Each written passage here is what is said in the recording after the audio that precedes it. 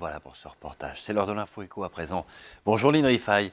On va beaucoup parler d'Argentine ce matin. L'Argentine qui reçoit une mission du FMI pour discuter d'une restructuration de sa dette. Dans quel contexte le pays a-t-il fait appel au Fonds monétaire international au printemps 2018 ? Alors, il faut remonter quelques années avant 2018, 2015 précisément. Mauricio Macri devient président de l'Argentine et il décide à ce moment-là de lever le contrôle des capitaux. Conséquence, la valeur de la monnaie argentine face au dollar chute et l'inflation progresse, mais la situation va se dégrader début 2018 sous l'effet de plusieurs facteurs. D'abord, il y a les aléas climatiques qui entraînent une forte baisse de la production agricole. Le pays souffre aussi, et vous allez le voir, de la baisse des cours mondiaux des matières premières. Et puis, également, on peut le noter, il y a la hausse des taux d'intérêt aux États-Unis qui a un impact sur l'Argentine, la hausse des taux à l'époque. La situation devient alors très vite insoutenable pour l'Argentine qui se résout, Damien, au printemps 2018 à demander un prêt au Fonds monétaire international. Ce sera un prêt de 57 milliards de dollars. Le plus important jamais accordé par l'institution à un pays. Oui, un chiffre incroyable, mais ce prêt n'a pas arrangé les choses. Oui, il y a toujours des conditions qui accompagnent les prêts du Fonds monétaire international. Et l'Argentine doit notamment couper les subventions dans l'énergie, l'eau et les transports, ce qui accélère la hausse des prix et pèse sur les plus pauvres. Et le pays ne peut plus financer non plus son déficit auprès de la Banque centrale. Il doit emprunter sur les marchés internationaux. Conséquence, la dette publique augmente rapidement de 59% du PIB en 2017.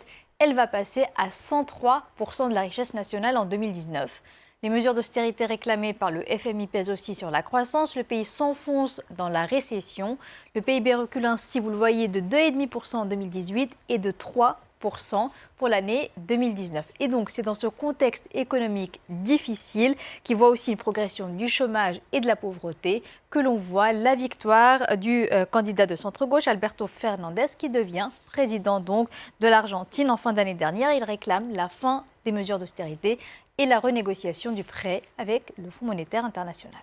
Alors, est-ce que le FMI est prêt à négocier avec Buenos Aires ? Alors, c'est dans tout l'intérêt du Fonds monétaire international s'il veut espérer revoir la somme prêtée à l'Argentine. Il a jusqu'à présent versé, vous allez le voir, 44 milliards de dollars sur un prêt de 57 milliards, on en parlait tout à l'heure.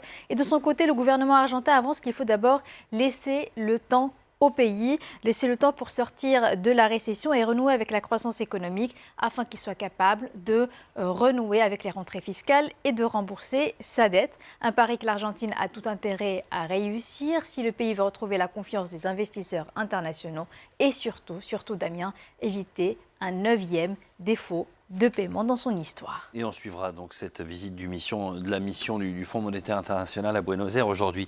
Dans l'actualité économique de ce mercredi également, il y a la bataille entre Google et l'Union européenne qui arrive maintenant devant les juges. Oui, c'est une longue bataille, on en parle ici. Mise à l'amende en 2017 pour abus de position dominante dans la recherche en ligne, Google se défend à partir de ce mercredi devant le tribunal de l'Union européenne à Luxembourg.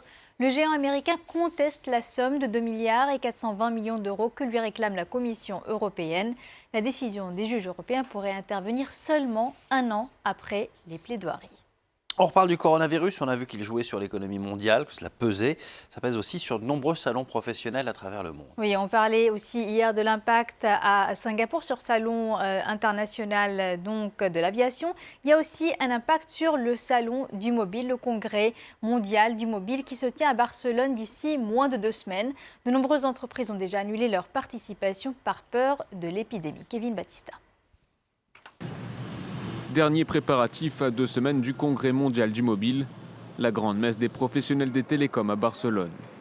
Mais avec l'épidémie de coronavirus, le nombre d'entreprises qui annulent leur participation augmente chaque jour un peu plus. L'organisation du congrès a déjà renforcé les mesures de sécurité pour prévenir tout risque sanitaire chez les visiteurs. Dans tous les cas, nous voulons dire que nous avons l'un des meilleurs systèmes de santé du monde. Et pourtant, Cisco, Ericsson, Intel, LG, Sony, au nom du principe de précaution, plusieurs grands groupes préfèrent ne pas envoyer leurs employés à Barcelone. Le GSIMA, le lobby des opérateurs mobiles qui organise le salon, souligne qu'il reste tout de même plus de 2800 exposants. Les Barcelonais redoutent une mauvaise édition en termes de fréquentation. L'an dernier, la ville a bénéficié de 470 millions d'euros de retombées grâce aux 100 000 visiteurs venus au salon. Annuler serait ruineux. Oui, ce serait mauvais pour la ville, les hôtels. En plein déploiement mondial de la technologie 5G, Huawei, comme d'autres groupes chinois, a tenu à maintenir sa présence au Congrès. La firme a toutefois pris la précaution d'envoyer ses équipes 2 semaines avant l'inauguration de l'événement et précise, en quarantaine préventive, elles restent confinées dans leurs hôtels d'ici là. Allez, pour finir, Lynn, on jette un œil au marché. La tendance est toujours à la hausse pour les principales bourses en Asie, même si l'épidémie de coronavirus pèse toujours sur le moral des investisseurs qui restent prudents. Vous voyez ici les chiffres. La bourse de Tokyo a par exemple rouvert après sa fermeture hier. Merci beaucoup, Lynn. On se retrouve tout à l'heure donc à 7h45 et nous, dans un instant pour la suite de Paris Direct et le journal des sports. À tout de suite.